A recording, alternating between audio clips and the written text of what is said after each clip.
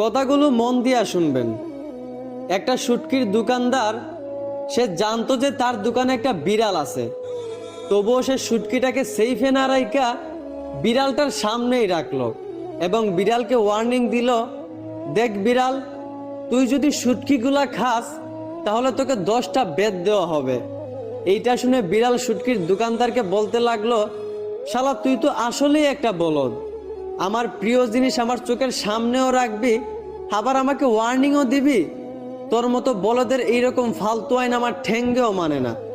যদি শুটকিটাকে ভালোভাবে ডাইকা সেইফে রাইখা তারপর আমাকে ওয়ার্নিংটা দিতি তাহলে তোর আইনটা মানা যাইতো। তুই তো বলদের মতো একটা আইন তৈরি করলি।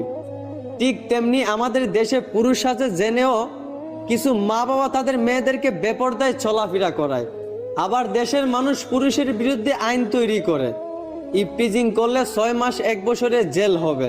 দেশে পুরুষ আছে জেনেও যদি আপনারা আপনাদের মেয়েদেরকে পর্দায় না রাইখা বেপর্দায় চলাফেরা করান, আবার দেশের পুরুষদের বিরুদ্ধে আইন তৈরি করেন যে ইপটিজিং করলে 6 মাস 1 বছরের জেল হবে, তাহলে মনে রাখেন বিড়ালের মতোই দেশের পুরুষরা আপনাদের এরকম আইন ফালতু মনে করবে, তাদের ঠেঙ্গেও মানবে না।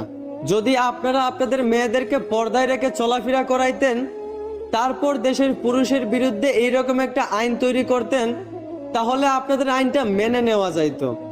মনে রাখেন, শুটকির প্রতি যেমন বিড়ালের একটা আলাদা আকর্ষণ আছে, ঠিক তেমনি নারীর প্রতিও আল্লাহ পুরুষের একটা আলাদা আকর্ষণ দিয়েছেন। এই জন্য আল্লাহ নারীদেরকে পর্দায় থাকতে বলছেন। এই জন্যই আপনাদেরকে বলি, দেশের পুরুষের বিরুদ্ধে এইরকম আইন করার আগে সমাজের নারীদেরকে পর্দায় থাকতে শিখান। শুধু শুধু এইরকম শুটকিওয়ালার মতো ফালতু আইন দিয়া নিজেকে শুটকিওয়ালার মতো বলদ প্রমাণ করে। আশা করি আমার কথাগুলো বুঝতে পারছেন। ধন্যবাদ।